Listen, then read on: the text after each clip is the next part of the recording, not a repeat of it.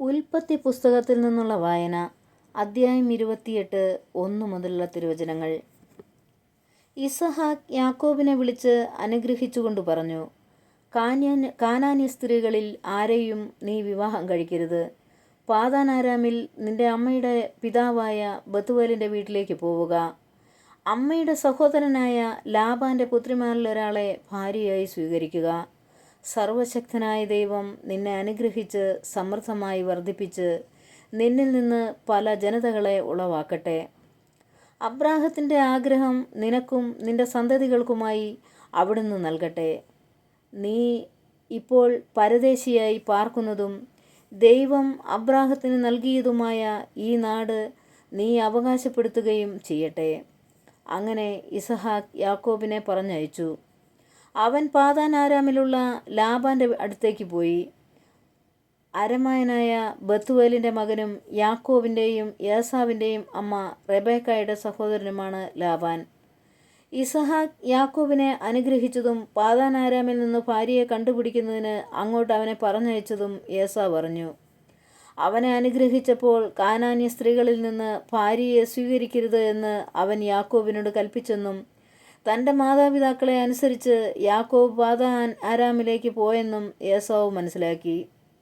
കാനാന്യ സ്ത്രീകളെ തൻ്റെ പിതാവായ ഇസഹാക്കിന് ഇഷ്ടമല്ലെന്നും മനസ്സിലായപ്പോൾ ഏസാവ് അബ്രാഹത്തിൻ്റെ മകനായ ഇസ്മായേലിൻ്റെ അടുത്ത് ചെന്ന് അവൻ്റെ മകളും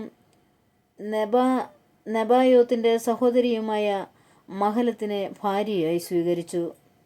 അവനുണ്ടായിരുന്ന മറ്റു ഭാര്യമാർക്ക് പുറമെയായിരുന്നു ഇവൾ. യാക്കോബിൻ്റെ സ്വപ്നം. യാക്കോബ് ബേർഷെബയിൽ നിന്ന് ഹാരാനിലേക്ക് പുറപ്പെട്ടു.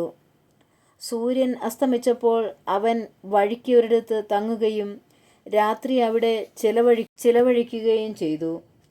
ഒരു കല്ലെടുത്ത് തലയ്ക്ക് കീഴെ വെച്ച് അവൻ ഉറങ്ങാൻ കിടന്നു. അവന് ഒരു ദർശനമുണ്ടായി.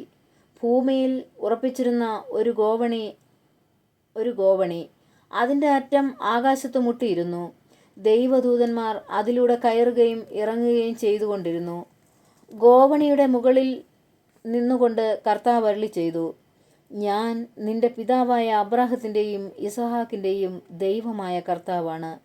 നീ കിടക്കുന്ന ഈ മണ്ണ് നിനക്കും നിന്റെ സന്തതികൾക്കും ഞാൻ നൽകും. നിന്റെ സന്തതികൾ ഭൂമിയിലെ പൂഴി പോലെ എണ്ണമറ്റവയായിരിക്കും. കിഴക്കോട്ടും പടിഞ്ഞാറോട്ടും തെക്കോട്ടും വടക്കോട്ടും നിങ്ങൾ വ്യാപിക്കും. നിന്നിലൂടെയും നിന്റെ സന്തതികളിലൂടെയും ഭൂമിയിലെ ഗോത്രങ്ങളെല്ലാം അനുഗ്രഹിക്കപ്പെടും. ഇതാ ഞാൻ നിന്നോട് കൂടെയുണ്ട്. നീ പോകുന്നിടത്തെല്ലാം ഞാൻ നിന്നെ കാത്തു സംരക്ഷിക്കും. നിന്നെ ഈ നാട്ടിലേക്ക് തിരികെ കൊണ്ടുവരും. നിന്നോട് പറഞ്ഞതൊക്കെ നിറവേറ്റുന്നതുവരെ ഞാൻ നിന്നെ കൈവിടുകയുമില്ല. അപ്പോൾ യാക്കോബ് ഉറക്കത്തിൽ നിന്നുണർന്നു. അവൻ പറഞ്ഞു, തീർച്ചയായും കർത്താവ് ഈ സ്ഥലത്തുണ്ട്, എന്നാൽ ഞാൻ അതറിഞ്ഞില്ല. ഭീതി പൂണ്ട് അവൻ പറഞ്ഞു, ഈ സ്ഥലം എത്ര ഭയാനകമാണ്! ഇത് ദൈവത്തിൻ്റെ ഭവനമല്ലാതെ മറ്റൊന്നുമല്ല. സ്വർഗത്തിൻ്റെ കവാടമാണിവിടം. യാക്കോബ് അതിരാവിലെ എഴുന്നേറ്റ് തലയ്ക്ക് കീഴെ വെച്ചിരുന്ന കല്ലെടുത്ത് ഒരു തൂണായി കുത്തി നിർത്തി അതിന്മേൽ എണ്ണയൊഴിച്ചു. അവൻ ആ സ്ഥലത്തിന് ബഥേൽ എന്നു പേരിട്ടു. ലൂസ് എന്നായിരുന്നു ആ പട്ടണത്തിൻ്റെ ആദ്യത്തെ പേര്.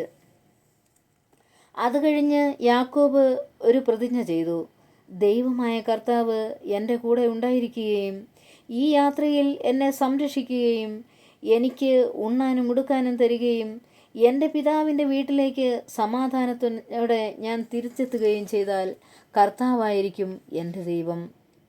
തൂണായി കുത്തി നിർത്തിയിരിക്കുന്ന ഈ കല്ല് ദൈവത്തിൻ്റെ ഭവനമായിരിക്കും.